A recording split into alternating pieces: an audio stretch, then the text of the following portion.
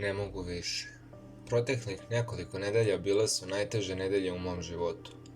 Sve priče, intervjui, ukletstva, neobične stvari koje se stalno dešavaju. Samo želim malu pauzu, nekoliko dana. Ne pod stresom, ne uznemiravajući se sve vreme.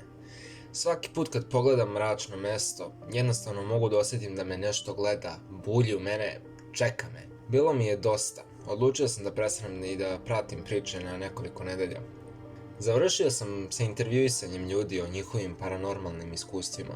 Tražio sam nešto što je želelo da to pronađem i sa svakim korakom kad sam mu se približavao, osjećao sam da to postaje sve ispunjenije. Ne znam ni ja šta je to, a kamoli kako izgleda. Odlučio sam da to za sada ignorišem. Zaslužujem da nađem malo odmora, ali vezan sam za svoju malu studentsku sobu. Jednostavno nisam mogao da ga odbijem. Sve vreme sam okružen sa 4 siva zida. Čak i moj ciklus spavanja postao sve kraći. Noćne more koje su me mučile, kada se stvari kreću u mraku, ne pružaju čoveku dobar noćni odmor. Toliko sam se umorio da sam na kraju samo sedeo za stolicom, zureći u daljinu dok sam skoro neprestano zaspao. Morao sam da učinim nešto da bih se setio, a jedino što sam smislio bilo je ono što nikad nisam mislio da radim. Otišao sam u kafanu i ispijem tugu.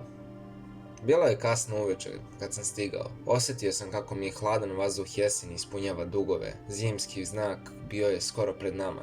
Ušao sam u pub, začuši se zvono na vratima i obavestivši barmena da je neko ušao. Prvo što sam primetio je miris jakog piva u kombinaciji sa starim trulim drvetom u pubu. Nije bio idealan miris, ali što ste duže ostajali, to ste se brže navikavali. Barem je bilo toplo unutra. Duže zadržavanje na hladnoći i vjerovatno bih se razboleo. Osvrnuo sam se po kafani, video sam samo dvojicu muškaraca kako sede odvojeno. Činilo se kao da su izmislili piće u kafani, dok su sa tugom i očajem gledali svoju praznu čašu. Otišao sam do barmena koji je čistio neke naočare.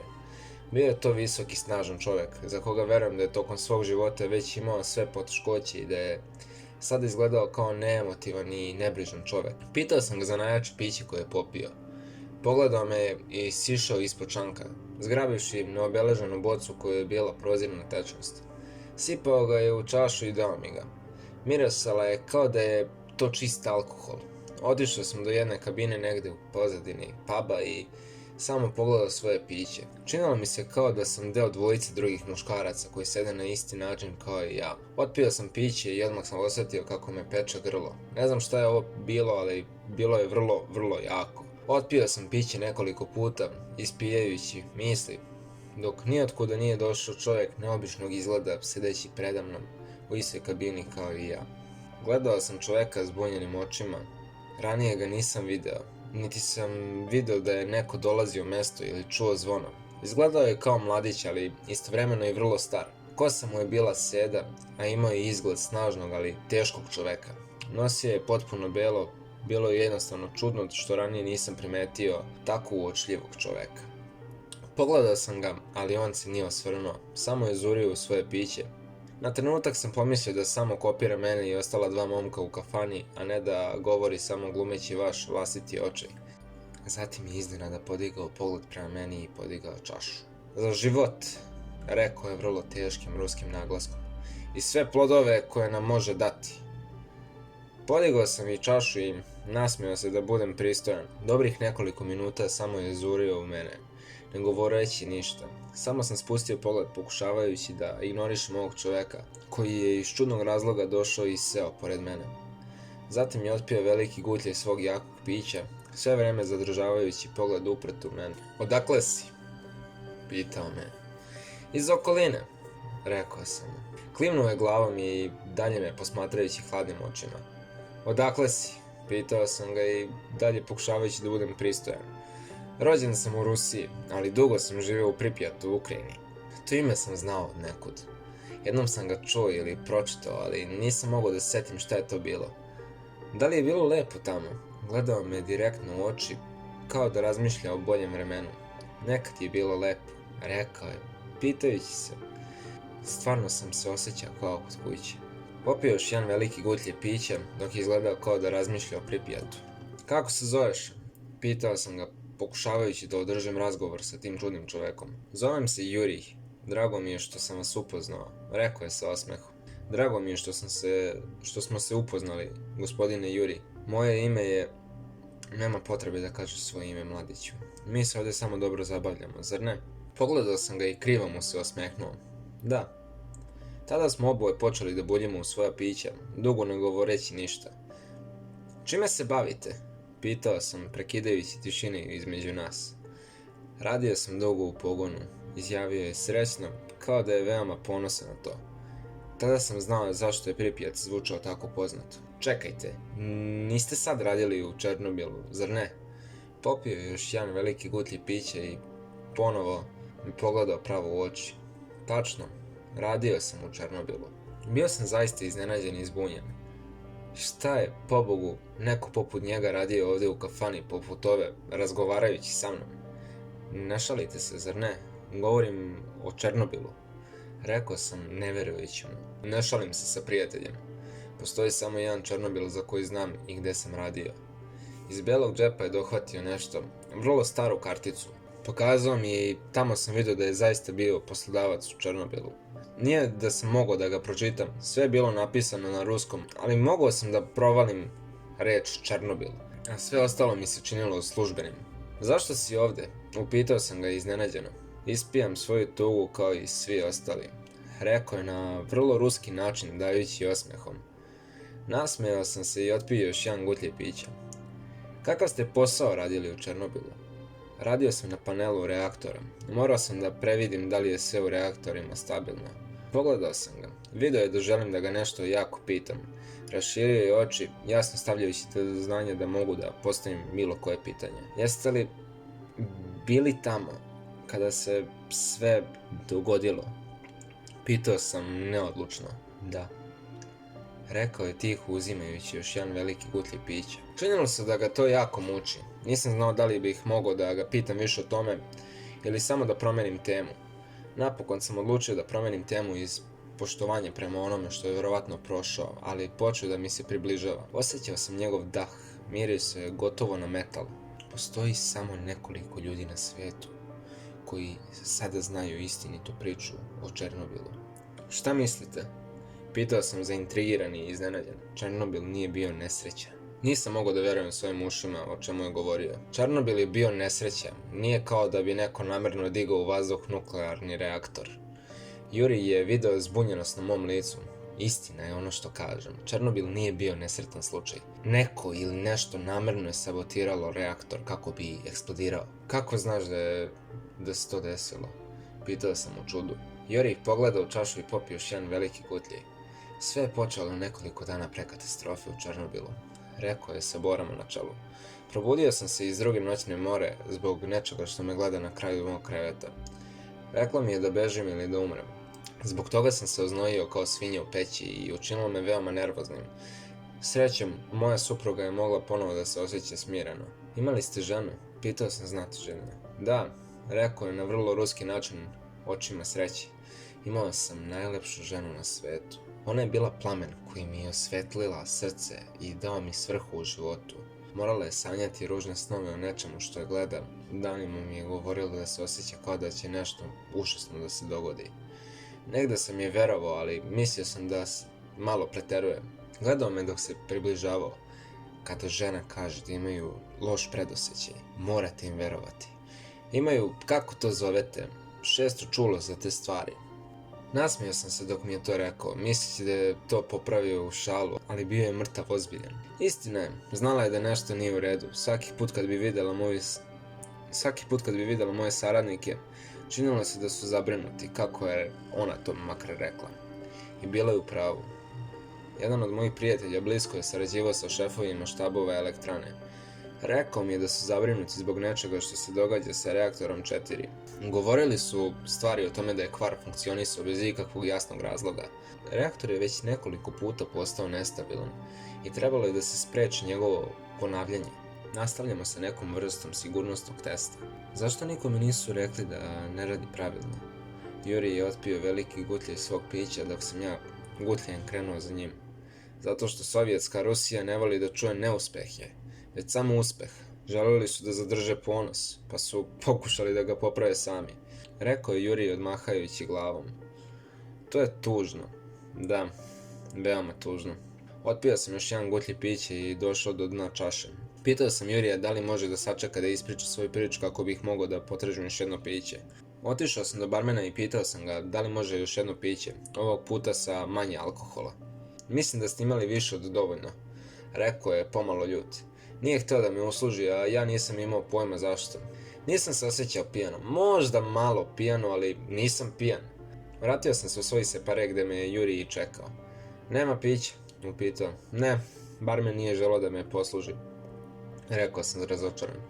Ne brinite, nije vam potreban alkohol da biste se zabavili. Pristao sam i vratio se sedeći u kabini, nestrpljivo čekajući ostatak priče koju će mi Juri ispričati.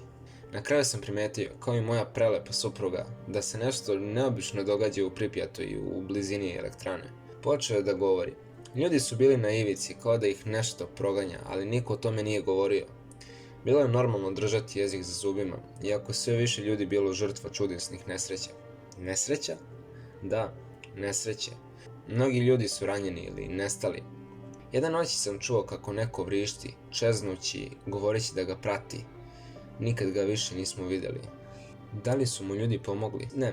Svi smo mislili da iza ovih stvari stoji KGB, ali skroz suprotno. Čak ni oni naivci nisu znali šta se događa. Kao da bi to ikada priznali. Juri je otpio još jedan gutlje pića. Činilo se da piće nikad neće isprazniti. Toliko je popio, ali nikad nije otišao u bar po još jedno. Tada se dogodio 25. april 1986. godine. Sjećam se tog dana, kao najčudnijeg od svih dana. Probudio sam se uveč sa čudnom i užasnom noćnom morom. Mrak me je pratio i otišao je da me proguta, samo je rekao zbogom. Nisam mogao mnogo da razmišljam o košmaru, jer sam morao da počnem da se pripremam za noćnu smenu kod pogonske jedinice. Da bih se odmorio pre napornog posla, uvek bih šetao malim parkom blizu moje kuće. Pejzaž je bio prelep, a ne poput onih ružnih sivih betonskih divova u kojima su svi živjeli. Skoro sam završio sa šetnjom dok nisam naišao na sljedeću čudnu stvar. Video sam Vidovu. Vidovu? To znači udovica. Zvali smo je Vidova jer je njen suprug ubio njeno dvoje dece, a zatim pobegao da bi ga negde u šumi kasnije pronašli ubijenog. Rekli su da ga je životinja ubila, ali tom čoveku je očigledno naneta šteta nečim mnogo opasnijim. Juri je podigao čašu u čast. Nisam znao da li je to zbog čoveka ili zbog stvari koja ga je ubila. Vidova je postala besna nakon što se sve to dogodilo. Nikad nije izlazila iz stana i uvek je imala svako svetlo upaljeno, posebno noću, ali tu je bila i sa suzama u očima posmatrala drveće. Pitao sam je u čemu je problema, a ona je rekla da ne želi da lišće postane crveno. Juri je ponovo odmahnuo glavom. Mislio sam da je ponovo poludela, bilo je proleće, a ne jesen. Drveće je bilo puno života, a ne mrtvo. Ipak je Vidova imala uticaja na mene. Znala je nešto što će se dogoditi i negde sam i ja to znao. Popio je još jedan veliki kutlje iz svog pića bez dna. Koža je počela da deluje pomalo crveno, kao da ima osip ili je alergičan na nešto. Posle šetnje, otišao sam do pogonske jedinice. Bio sam deo noćne smene koja je započela u 23 časa i 4 minuta. Ali bio je protokol da se sat vremena ranije pripremite za posao. Posle priprema, prošetao sam dugom i beživotnom halom pogona gde sam video čoveka koga nikad ranije nisam video. Gotovo se činilo kao da se krije u senci, ponašajući se i vrlo sumnjičavo. Prišao sam mu i pitao ga šta radi. Juri je počeo da trenira dok je pričao o svom susretu. Pogledao sam čoveka u lice i jedino što je mogao je da se nasmeši vrlo zlokobno. Njegov izgled je bio neprirodan, lice mu se činilo pogrešno, ali nisam znao zašto. Oči su mu pokazivale toliko mržnje, kao da je hteo da me ubije odmah tamo. Ništa mi nije rekao. Pogledao sam njegovu vizit kartu i pročitao da je to Atonmet. Tada sam znao i to je bio veliki problem. Dok sam se udaljavao nadajući se da ću naći nekoga, da prijavim čoveka, počeo da govori. Njegov glas je zvučao kao da je i sam Sotona razgovarao sa neprijateljem. Bilo je grozno i jedino što je rekao bilo je zbogom.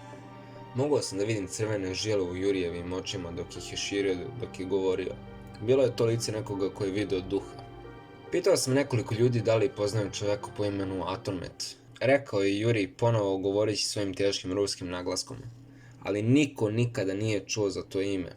Želeo sam da obavestim obezbeđenje u vezi ovog čoveka, ali Djatlov me je pozvao i zahtevao da moram da odem do svoje stanice. Već sam zakasnio, on je iz nekog razloga izgledao veoma nervozno. Rekao sam Djatlovu šta se dogodilo, ali nije ga bilo briga. Bio je previše zauzet davanjem komande svima. Bilo je čudno vidjeti Djatlova na kontrolnoj tabli. Bio je jedan od trojice starijih menadžera Černobila. Gotovo da se nikad nisu pojavili. Sedeo sam pored Akimova, koji je također izgledao veoma nervozno i bledo. Rekao mi da se reaktor 4 ponaša neobično, kao da je neko s njim kaljen. Čekaj, zapravo ste radili kada je reaktor u Černobilu eksplodirao? Pitao sam u neverici. Černobil nije eksplodirao, bio je samo reaktor 4.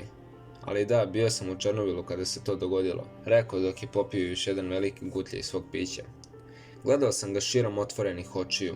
Razgovarao sam sa čovjekom koji je preživio Černobil dok je radio tamo kada se dogodila nesreća. Djatlov nam je zapovedao satima. Mogao sam da vidim kako reaktor deluje neznatno svakog minuta.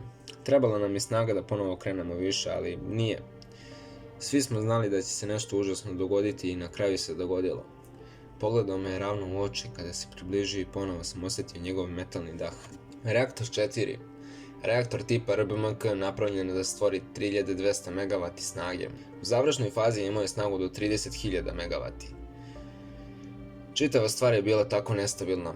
Upozorio sam Djatlova, ali on nije bio dovoljno iskusan da bi išta znao o tome. Akimov je pritisnuo dugme AZ5 da zaustavi rad reaktora i tada sam to čuo.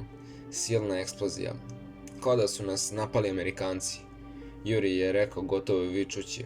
Ali to nije bilo slučaj, eksplodirao je reaktor 4. Djatlov je počeo da zapoveda svima okolo, optužujući Akimova za to što se dogodilo. Naredio mi je da idem sa još nekoliko ljudi u sobu da vidim koliko je šteta.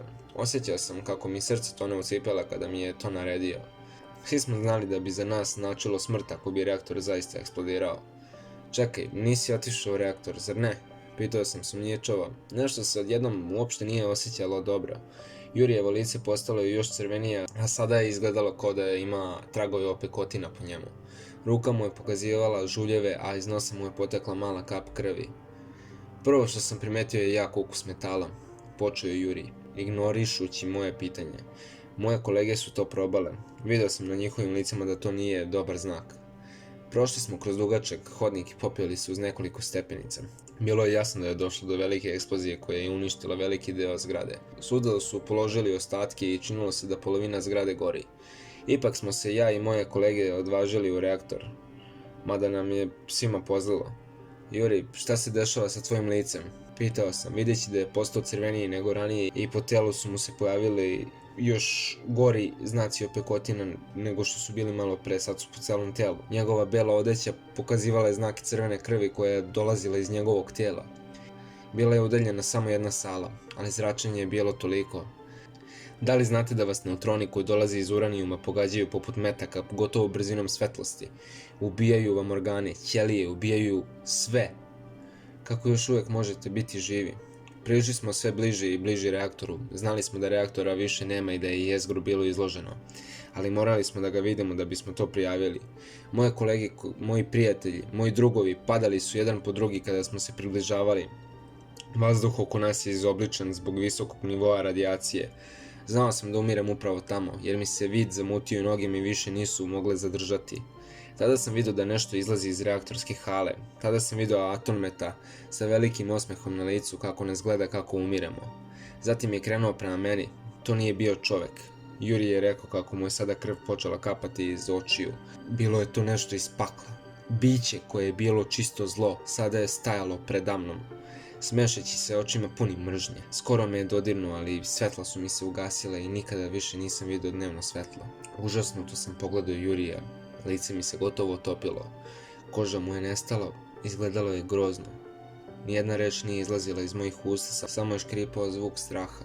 Yuri je popio posljednji veliki gutlje iz svog pića, a onda je zgrabio moje ankete svojom užasnom spaljenom rukom. Uzmi od mene, ne možeš pobeći od zla. Ona će te uvek naći, rekao dok se njegov ruski akcenat menjao u nečem mnogo zlokobnijem. Sve vreme imajući veliki osmeh na licu i oči pune mržnje koje su gledale direktno u mene.